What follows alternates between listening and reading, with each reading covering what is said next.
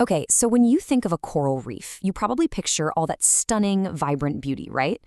But what if I told you that their most valuable treasures are completely invisible? Today, we're diving deep into a hidden world living inside the coral, a world that might just hold the key to a whole new generation of medicines. So let's start with a little perspective. Coral reefs, these incredible underwater cities, they cover a shockingly small area of the ocean floor, less than 1%. I mean, that's a tiny, tiny footprint when you picture the sheer vastness of our oceans. But, and this is the wild part, that tiny little fraction of the seabed supports an absolutely mind-boggling amount of life. We're talking about a third of all known marine species. They are, without a doubt, the bustling, crowded, critical metropolises of the sea.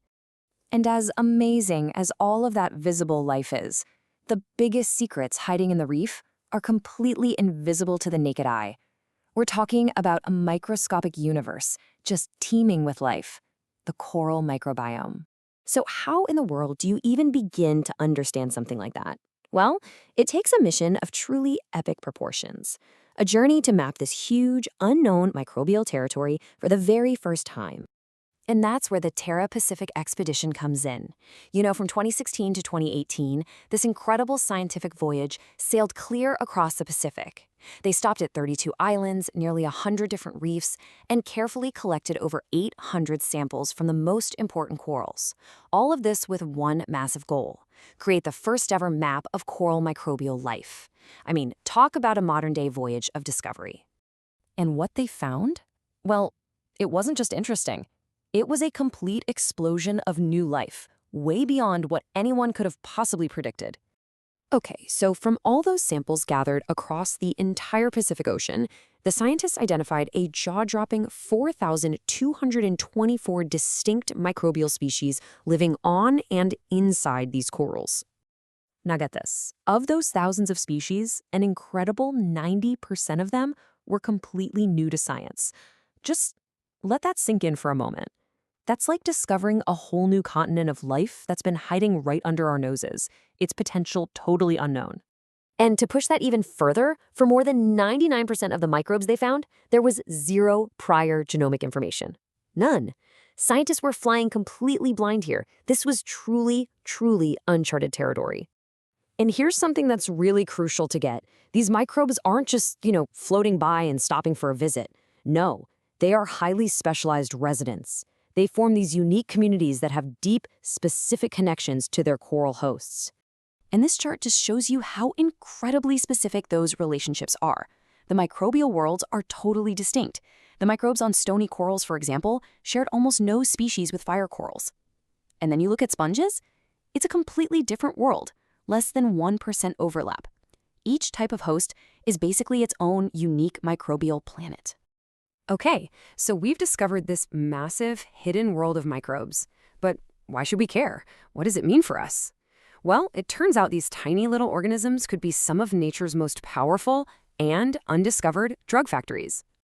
And this brings us to this really cool idea called biosynthetic potential. The simple way to think about it is this. It's the genetic instruction manual these microbes have for making really valuable stuff. It's their recipe book for creating things like antibiotics, anti-inflammatory agents, maybe even anti-cancer drugs. So when you actually compare this potential, the results are pretty shocking. For years, scientists have seen sponges as this go-to rich source for medicines from the ocean. But this research, it showed that the biosynthetic potential of coral microbes actually rivals, and in some cases even beats that of sponges.